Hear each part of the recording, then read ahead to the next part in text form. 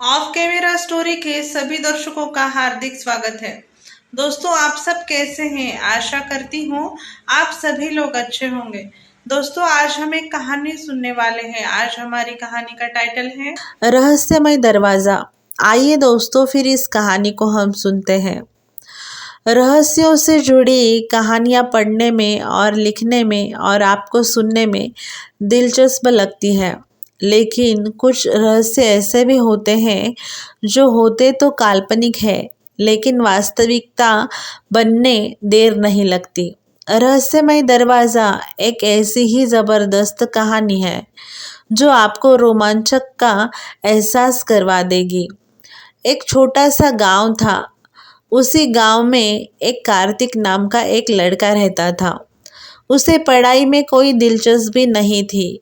वह ज़्यादातर जंगल में पेड़ पौधों के बारे में जानकारी जुटाने का इच्छुक था। इसके लिए वह कई घंटों जंगल अकेले ही निकल जाया करता था। उसके पिताजी को उसका जंगल घूमना पसंद नहीं था। वह उसे आवारा लड़का समझते थे। वह चाहते थे कि कार्तिक कुछ काम ढूंढ ले और कुछ काम धंधा कर ले ताकि कुछ पैसे कमाने लगे, लेकिन उसे कई नौकरी नहीं मिलती थी। इसीलिए वह उसे मजबूरी में अपने ही किराए की दुकान में काम को रख लेते हैं और काम करने को कहते हैं। कार्तिक को दुकान में काम करने में कोई रुचि नहीं थी, लेकिन अपने पिताजी का दिल रखने के लिए उन्हीं के साथ दुकान में बैठने लगता है। कार्तिक को पतंग उड़ाने में मज़ा आता था, इसीलिए वह खाली समय में अपने घर के पीछे पहाड़ी मैदान में पतंग उड़ाया करता था। कार्तिक की जिंदगी का कोई लक्ष्य नहीं था, इसीलिए वह अपने काम में लापरवाही करता रहता था। कार्तिक के पिताजी जानते थे कि किराने की दुकान का काम कार्तिक के बस की बात नहीं है, लेकिन उन्हें लग रहा था कि शायद वह काम सीख जाएगा। एक दिन बात ये हो गई कि एक दिन की बात है, कार्तिक दुकान में बैठा होता है। उसी समय एक ग्राहक आकर कार्तिक से छुट्टे पैसे मांगता है और कार्तिक बिना नोट चेक किए उसे खुले पैसे दे देता है और उसका नकली नोट अपने पास रख लेता है। और जब कार्तिक के पिताजी दुकान पर आते हैं तो वह नकली नोट उनके हाथ लग जाती है। और जब उन्हें सारी बात पता चलती है तो वह बहुत गुस्सा हो जाते हैं और गुस्से से कार्तिक को दुकान से निकाल देते हैं और कहते हैं, तुम दोबारा दुकान पर मत बैठना। कार्तिक को अपने पापा की बात बहुत बुरी लगती है।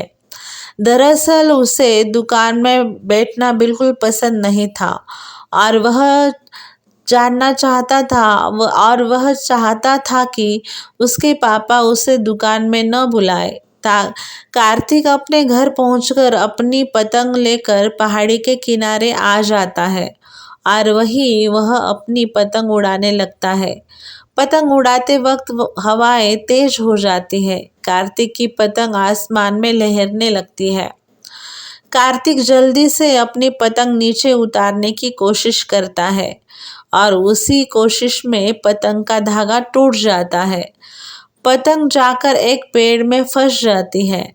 कार्तिक भी पतंग के पीछे पीछे भागने लगता है और पहाड़ी के किनारे उसी पेड़ के नीचे जाकर खड़ा हो जाता है जहां वह पतंग लटक रही थी। कार्तिक पत्थर मारकर पतंग निकालने की काफी कोशिश करने लगता है। अचानक कार्तिक की नज़र पेड़ के पीछे बने एक दरवाजे पर पड़ती है, जिसे देखकर वह चौंक जाता है। कार्तिक धीरे धीरे दरवाजे के करीब पहुंचता है। उसे ताज्जुब होता है कि इस वीरान जंगल पर और इस वीरान जगह पर पहाड़ के अंदर दरवाज़ा कैसे हो सकता है। दरवाज़ा रहस्यमय लग रहा था। कार्तिक हिम्मत करके दरवाजे को खोल देता है। दरवाज़ा खुलते ही कार्तिक की आंखें फटी की फटी रह जाती है, क्योंकि सामने एक स्वर्ग से भी सुंदर रहस्यमय दुनिया नजर आ रही होती है। कार्तिक धीरे धीरे दरवाजे के अंदर बनी सीढ़ियों से उतरने लगता है। जैसे ही कार्तिक रहस्यमयी दुनिया की जमीन में कदम रखता है, वह अचानक हवा में उड़ने लगता है। बड़ी मुश्किल से वह आसमान में अपने आप को संतुलित कर लेता है। कार्तिक चारों तरफ नजर घुमाकर देखता है। उसे कई जानवर, पेड़ पौधे और इंसान हवा में उड़ते नजर आ रहे होते हैं। और तो और बड़े बड़े घर हवा में उड़ रहे होते हैं, जिनमें सोलर पैनल लगाए हुए थे। सूरज की सहायता से चार्ज करके घरों में विद्युत प्रदान की जा रही होती थी। कार्तिक ऐसी नायाब तकनीक का नमूना देखकर हैरत में पड़ जाता है। दरअसल ये दुनिया पृथ्वी से बहुत अलग थी। जो जो चीज़ आसमान में उड़ने वाली थी, केवल वही जमीन पर चल रही थी, क्योंकि यहाँ गुरुत्वाकर्षण का बल की कमी थी, जिस वजह से जमीन पर चलने के लिए पंखों की आवश्यकता होती थी। इसीलिए केवल पक्षी और उड़ने वाले कीड़े मकोड़े ही जमीन पर चल सकते थे। कार्तिक को यह नज़ारा अद्भुत लग रहा था। कार्तिक को इस रहस्यमय दुनिया के लोग अचंभित की तरह देख रहे थे। तभी कुछ लोग आकर कार्तिक से उसके बारे में पूछते हैं। कार्तिक बड़ी मुश्किल से अपने आप को हवा में संतुलित कर पा रहा होता है। उसने इतना अद्भुत नज़ारा देखा था कि उसके मुंह से शब्द नहीं निकल रहे थे। कुछ देर तक बिना बोले ही कार्तिक हवा में उड़ रहा होता है।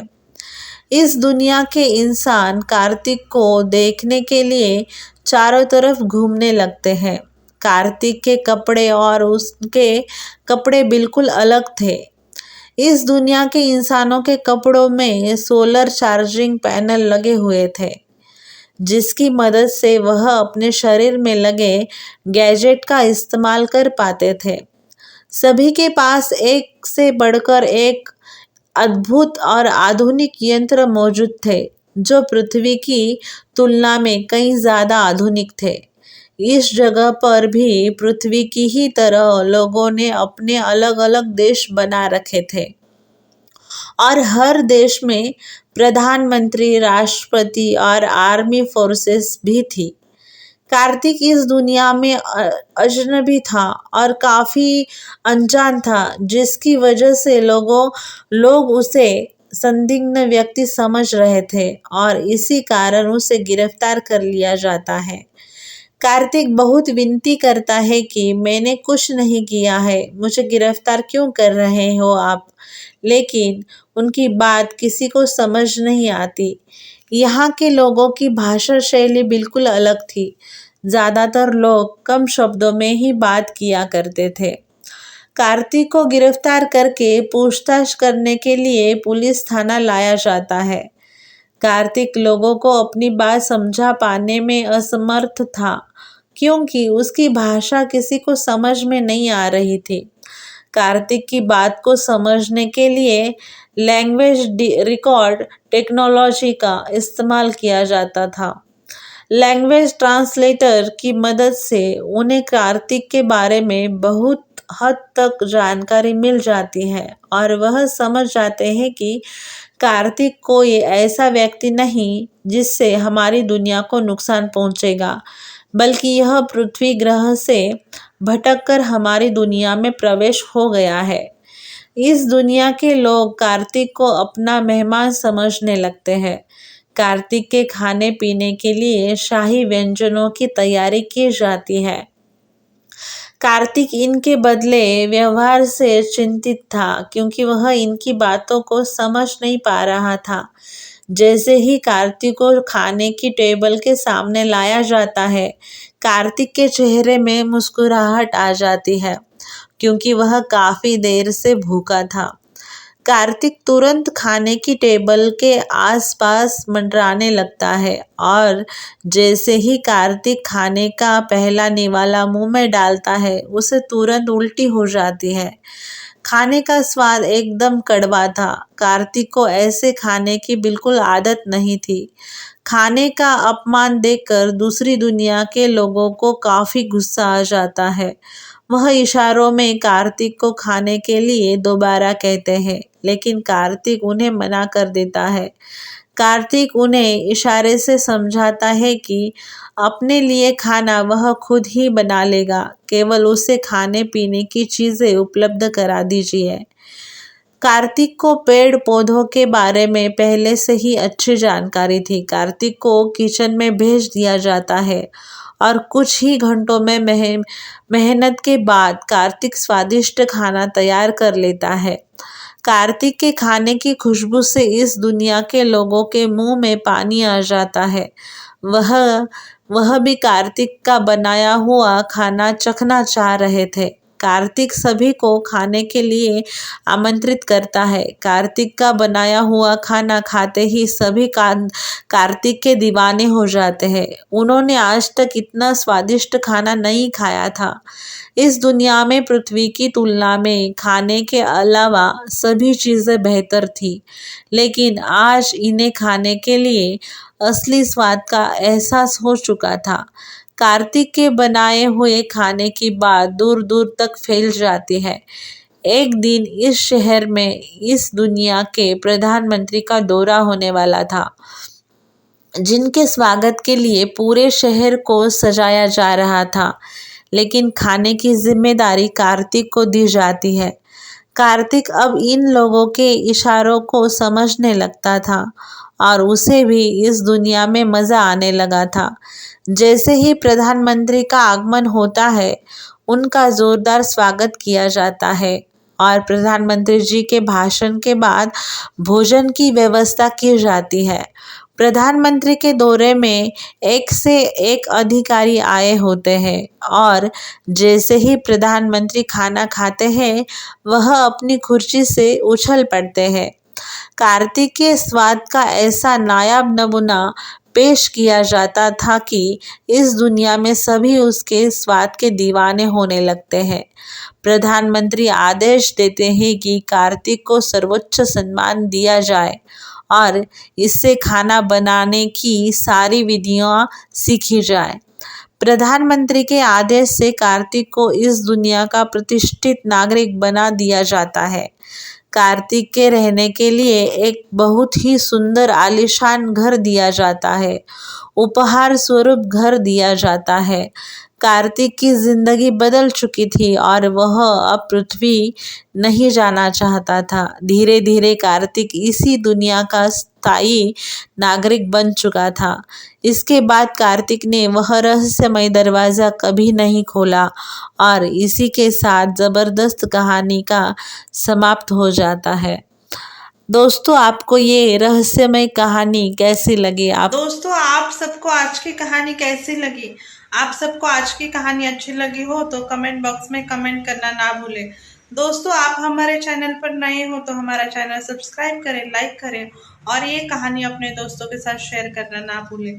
चलो दोस्तों, कल मिलते हैं एक नई कहानी में। तब तक के लिए बाय दोस्तों, अपना ज़रूर ख्याल रखना।